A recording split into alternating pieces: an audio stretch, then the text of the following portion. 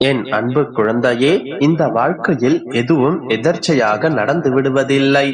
எதுவும் திட்டமிடாமல் விபத்தாக நடந்து விடுவதில்லை. எல்லாவற்றிற்கும் ஒரு காரண காரியம் உண்டு. எல்லாவற்றிற்கும் ஒரு அர்த்தம் இருக்கும். வாழ்க்கையில் நடக்கின்ற எல்லா விஷயங்களிலும் ஒரு அர்த்தம் புதைந்திருக்கும். சில நிகழ்வுகள் உனக்கு நிம்மதியையும் சந்தோஷத்தையும் கொடுக்கும். சில நிகழ்வுகள் உனக்கு வருத்தங்களையும் கஷ்டங்களையும் கொடுக்கலாம்.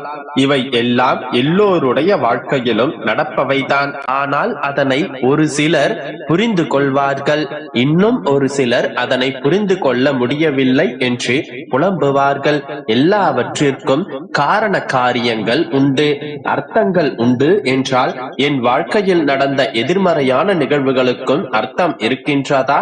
அத்தனை பாவங்களை நான் செய்து விட்டேனா? அத்தனை கர்ம வினைகளை நான் சுமந்து கொண்டிருக்கின்றேனா என்று மீண்டும் கேட்பாய். எனக்கு தெரியும். சரி, ஒன்றை கூறு.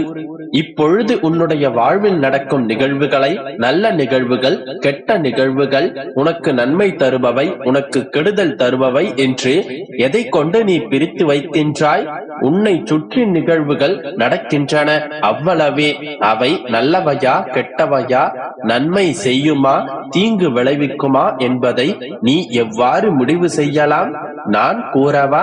நீ என்னிடம் ஒன்றை கேட்கின்றாய், அதை நான் கேட்டதை கேட்டபடியே உடனடியாக கொடுத்து விட்டால் உன்னுடைய வாழ்க்கையில் நன்மை நடந்து விட்டது. அது கிடைக்க தாமதமானாலோ அல்லது தட்டி போய் விட்டாலோ உன்னுடைய வாழ்க்கையில் கெட்டது நடந்து விட்டது. இப்படித்தானே நீ முடிவெடுத்து விடுகின்றாய். ஒரு குழந்தை தன்னுடைய தாயிடம் அழகான ஒரு கத்தி வேண்டும் என்று அடம் பிடிக்கின்றது.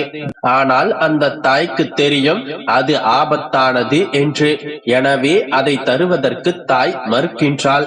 ஆனால் அக்குழந்தை விடுவதாக இல்லை, அடம் பிடித்து செல்கின்றது. அது ஆபத்தானது என்பதை எடுத்து கூறினால் ஏற்றுக்கொள்ளும் மனப்பக்குவம் அழுது அடம் பிடித்துக் கொண்டிருக்கும் அந்த குழந்தையிடம் இருக்காது. இப்பொழுது அந்த தாய் அறிவுரை கூறி பார்க்கின்றாள், செல்லுபடி ஆகவில்லை. எனவே சரி, உனக்கு பிறகு வாங்கி தருகிறேன் என்று சமாதானப்படுத்துகிறார். மனம் சற்று அமைதியானால் ஒன்று உண்மையை புரிந்து கொள்ளும் நேரம் கிடைக்கும், அல்லது அதை மறந்துவிட காலம் வழிவகை செய்யும். இதுவே அந்த தாய் எடுத்த முடிவு. அப்போதைக்கு அந்த குழந்தையை சமாதானப்படுத்துகின்றாள். பிறகு புரிய வைக்க முயற்சிக்கின்றார். ஆனாலும் புரியவில்லை என்றால் அந்த கூர்மையான ஆயுதம் தனக்கு வேண்டும் என்று அந்த குழந்தை அடம் பிடித்தால் இப்பொழுது சொல், அந்த தாய் என்ன செய்ய வேண்டும்? தான் பெற்ற பிள்ளை தன்னுடைய கண்முன்னே கண்ணீர் வடிக்கின்றது அல்லது அடம் பிடிக்கின்றது. அதன் மனம் நோகக்கூடாது என்பதற்காக கூர்மையான ஆயுதத்தை அவன் கைகளில் கொடுத்து விடுவாளா? பாதுகாப்பான, ஆபத்து இல்லாத இன்னொரு விளையாட்டு பொருளை அவன் கைகளில் கொண்டு போய் சேர்ப்பாள். அந்த குழந்தையின் மனதை மாற்ற முயற்சிப்பார். அந்த குழந்தையை பொறுத்தவரை இது ஒரு சோகமான நிகழ்வு. தான் கேட்டது தனக்கு கிடைக்கவில்லை, தான் ஆசைப்பட்டதை தாய் தமக்கு கொடுக்கவில்லை என்ற எண்ணம் அந்த குழந்தைக்கு தோன்றும். எனவே இந்த நிகழ்வு துக்கமான ஒன்றாக மாறி போகின்றது. ஆனால் உண்மை என்னவென்று உனக்கு புரிகின்றதல்லவா? ஒரு ஆபத்தை தன் குழந்தையிடமிருந்து தள்ளி வைத்திருக்கின்றார்.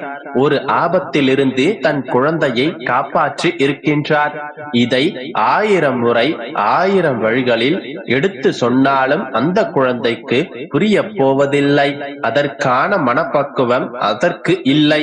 சிறிது காலம் சென்ற பின், சிறிது வளர்ந்த பின் இதன் அர்த்தத்தை அந்த குழந்தை புரிந்து கொள்ளும். ஆனால் அதற்காக அந்த குழந்தை தன்னுடைய தாயிடம் சென்று நன்றியோ மன்னிப்போ அந்த குழந்தை கேட்கப் போவதில்லை.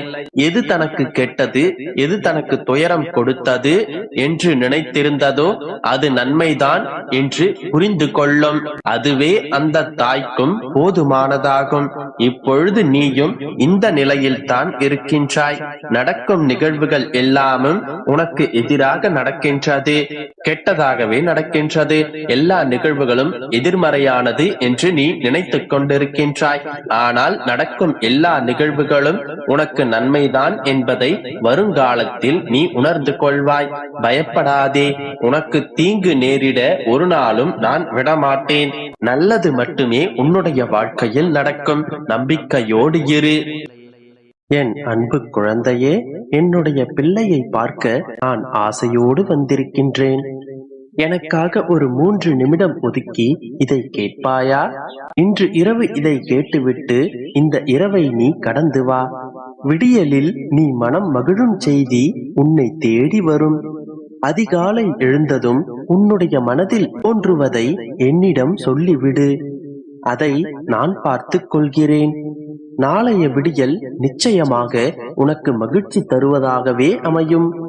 நான் இன்று வந்தது ஒரு நல்ல செய்தியை உன்னிடம் சேர்ப்பதற்காகவும், உன்னுடைய வாழ்வை வளமாக்க, உன்னுடைய மனதை உறுதியாக்க, சில விஷயங்களை பகிர்ந்து கொள்வதற்காகவும் தான். இப்பொழுது நான் கூறும் இந்த வார்த்தைகளை உன்னுடைய மனதோடு ஒப்பிட்டு பார். இது உனக்காக எழுதியது என்று உறுதியாக புரிந்து கொள்வாய். நீ எப்பொழுதும் உன்னை மற்றவர்களுடன் ஒப்பிட்டு பார்க்காதே. ஒன்று தாழ்வு மனப்பான்மை ஏற்படும், அல்லது தலைக்கணம் ஏற்படும். இரண்டுமே வாழ்க்கைக்கு தேவையில்லாத ஒன்று. நீ நீயாகவே இரு. யாரோடும் உன்னை ஒப்பிட்டு பார்க்காதே. உன்னை புறக்கணித்தவர்களை நினைத்து நீ புலம்பிக் கொண்டே இருக்கின்றாய். ஆனால் என் கண்மணியே, உன்னை நிராகரித்தவர்களை உன்னிடம் பேசுவதற்கு காத்திருக்கும்படியான சூழலை நீ உருவாக்கு. அதுவும் ஒரு வகையான வெற்றிதான். யார் உனக்கு என்ன கெட்டது செய்தாலும், யார் உனக்கு துரோகம் செய்தாலும் அவர்களை மன்னிக்கும் நிலையில் இரு. அதுவும் ஒரு வகையில் உனக்கான வெற்றிதான். இந்த நல்ல பழக்கத்தை நீ வளர்த்துக்கொள். ஆனால் அவர்களை மீண்டும் நம்பும் மூடனாக ஒரு கணமும் இருந்து விடாதே. தனியாக போராடுகின்றேன், வெற்றி பெறுவேனா என்று சந்தேகத்துடன் புலம்பிக் கொண்டிருக்காதே. நீ தனியாக போராடுவதே ஒரு வெற்றிதான். இந்த வாழ்க்கை ஒரே நிமிடத்தில் மாறிவிடுமா என்று காத்து கொண்டிருக்கின்றாய். ஆனால் ஒரு நிமிடத்தில் நீ எடுக்கும் முடிவு உன்னுடைய வாழ்க்கையையே மாற்றிவிடும். எனவே ஒவ்வொரு முறை முடிவெடுக்கும் போதும் பல முறை யோசித்து முடிவெடு. ஒரு முறை முடிவெடுத்த பிறகு யோசிப்பதற்கு ஒன்றும் இருக்காது. நீ யோசிக்கவும் கூடாது. என்னை வணங்கும் பிள்ளையான நீ எப்பொழுதும் முதலில் சரியாக இருக்க வேண்டும். யாரையும் ஏமாற்றக்கூடாது. யார் மீதும் பொய் பழி போடவே கூடாது.